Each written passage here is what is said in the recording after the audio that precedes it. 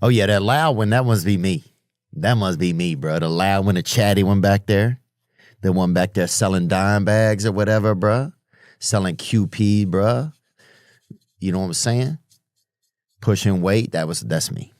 Bro, it's a thoughtful call to think about this, especially around Father's Day, just to think. Like, I think what I would do, I would write down the stuff maybe that you feel like you didn't get, and then you'll kind of have your answers, I think.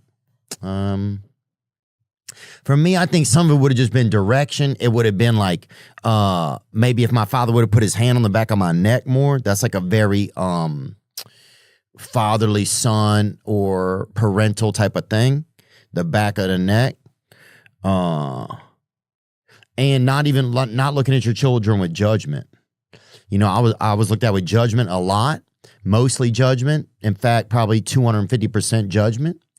So that's how I learned that the only way to operate in the world was judgment. That was like the currency.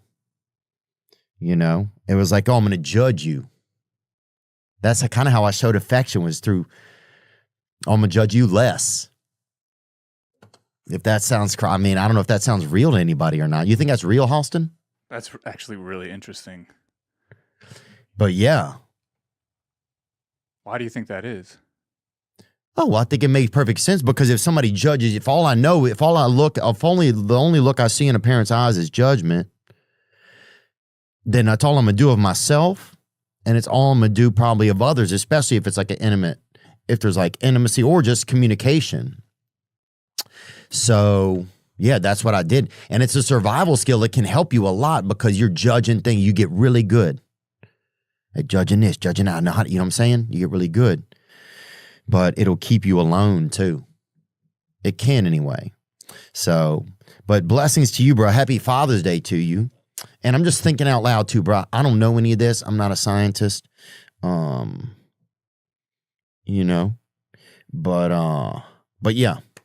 So, but blessings to you, bro. Tell little Theo I said, what's up, bro? Type shit. BLM. I'll see him in the streets, boy. Gang. Let me see what else we got here. Hey, Theo, it's Mason. I just had a... What's up, Mason? Thank you for calling, brother. Question for you. I kind of just wanted to see what you thought about it and what you... Caught a little Wisconsin there, boy. Or Illinois, maybe, onward. The other day, I walked into a gas station, and there was a man who clearly had Down syndrome.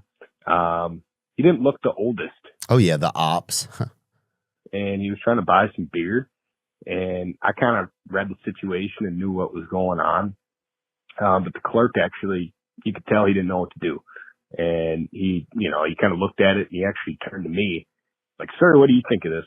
And I don't know if I should feel bad, but I told him it looked good. And he sold to clearly underage man with Down syndrome alcohol. And I'm just wondering if I did the right thing, what you do in that situation. Thanks for you, Theo. Gang, gang. Yeah, bro, of course, dude. If a guy has Down syndrome, give him a fucking drink. Give him a break, man. Cut his work hours a little bit.